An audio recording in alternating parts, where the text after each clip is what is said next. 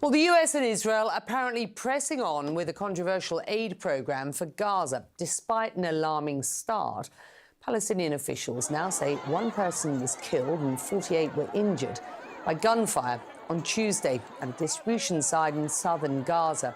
Israel says it fired warning shots as thousands of Palestinians swarmed what is the US-backed convoy, which was handing out aid for the first time. Here's how one eyewitness described the chaotic situation, driven, they say, by desperation. I arrived at a place surrounded by Americans and the army. I tried to get closer, but because of the crowd, I couldn't get anything. They treated us with a lack of respect, and they concentrated a lot of people in one area, which made it 400,000 citizens. We were denied our dignity simply to leave our land, and we refused to humiliate ourselves for food and water. They want order, but there will be no order because these are desperate people who want to eat and drink. Well, international aid officials had warned that this new scheme was flawed from the beginning. The main UN agencies serving Palestinians issuing a searing condemnation of what is its disastrous rollout. It was chaotic, undignified and unsafe. We have predicted that with this hub, people would be asked to walk for kilometers, which seems to have been the case, waiting long hours in the sun, waiting to be vetted and clear. And as you know, we as a United Nations have said we cannot adhere to this way of providing assistance because it falls short to abide to humanitarian principle. CNN's Paula Hancock's joining me here in the studio to discuss all of this. This, of course, is a new mechanism rolled out earlier on this week. Let's just have a listen to how the US ambassador to Israel, Mike Huckabee, is touting the programme, Paula. I'm so glad it started officially yesterday. There were lines of people that got food. It was not stolen by Hamas. The manner in which it was distributed is effective so far. Well, what Mike Huckabee says there seems to stand in pretty stark contrast to the reality on the ground that we described earlier in the show. So what's going on here and what can we expect going forward? Well, Becky, I mean, you could see the images. They are desperate people that have not eaten, have not had water for a significant amount of time. And there was chaos as people were desperately trying to get something to feed their families. One diplomatic official said to us this was a surprise to no one. This had been warned about by the United Nations, by NGOs, because the issue is, according to the United Nations, for example, is that there is going to be 4 sites where this aid will be distributed. We've just had a statement from GHF that runs this, saying they now have 2 sites up and running and it will go ahead today. But the fact is 3 of those sites are in southern Gaza. 1 will be in central Gaza. There's nothing in northern Gaza. So everyone there has to move south. The neediest, the ones that can't move, the elderly, the wounded, won't get anything because they won't be able to get to these distribution points. And the UN says they have hundreds of distribution points around Gaza. They know what they're doing. Open the border crossings, allow more aid to get in and allow them to give the aid to the people that need it. With this GHF, it is a new idea, but at this point, it is stumbling. There is aid available at the border, we know. I mean, there have been hundreds and hundreds of trucks with aid available, but it just hasn't gotten in until this point. This is a US-backed scheme secured by Israel, as I understand it. Why is it that the US and Israel believes that this is a better form of distribution than the UN agencies, who we know have been in this business for years, getting on with distributing aid? Where does the disconnect come? So the main point that the US and Israel is making is that they want to make sure that Hamas doesn't get hold of this aid. They want to make sure that it goes from the aid distribution centre to the people that need it, which is fair enough. We've heard that there has been looting, and the NGOs are very open about that, saying a lot of the looting is simply from desperate people, but there is looting trying to distribute this food around Gaza. So that is the reason that we're hearing from the Israeli side and from the US side. There can be some very good reasons for trying these new things. I mean, remember that the floating pier that the US military did about a year ago now. It was a multi-million-dollar effort. And in the end of it, it lasted a few months. It was mostly not working because of bad weather, and there must have been maybe 3 weeks of functionality. So there was an admission that that hadn't worked, and they then went back to trying to put pressure on the border crossings being open. This is what we keep hearing repeatedly from NGOs across the board. Open the border crossings, allow the trucks through. Yes, some will be looted now because the situation is so desperate. They're very transparent about the problems in distributing this aid, but that is the best way to get it to where it's needed, because 4 points across a population of 2.2 million, you're going to have these bottlenecks, you're going to have these problems. Meantime, no signs as of yet of a ceasefire deal and hostage release. Where do we stand on that?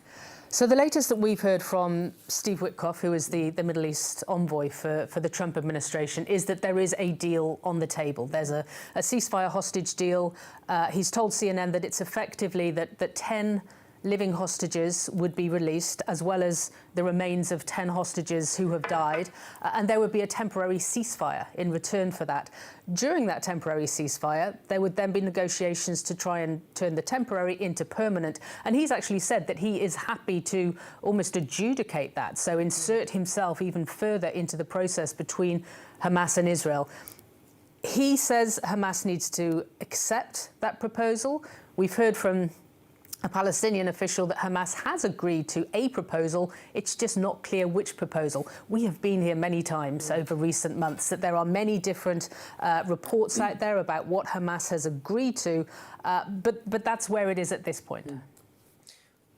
Where it is at this point is no ceasefire deal in place as of yet.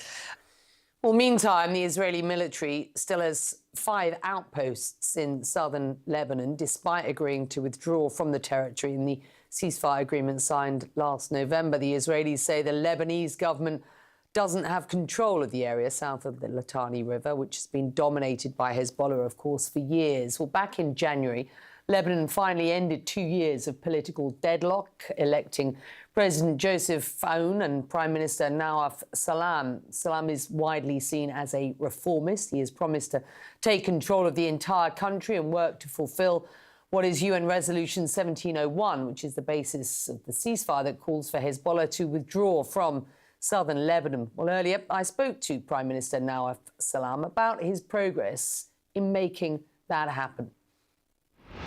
Israel's presence is politically counterproductive. It's undermining my government. This is why I want Israel out yesterday, not tomorrow. Hezbollah's deputies, by voting, for the ministerial declaration in Parliament, committed to, at least the 3 points that are in these 3 points, which are part and parcel of our ministerial declaration. 1, monopoly of arms. State alone should have a monopoly of arms in Lebanon. 2, one more time, the state and only the state may have a say in matters relating to war and peace. And 3, to the full implementation of Security Council 1701.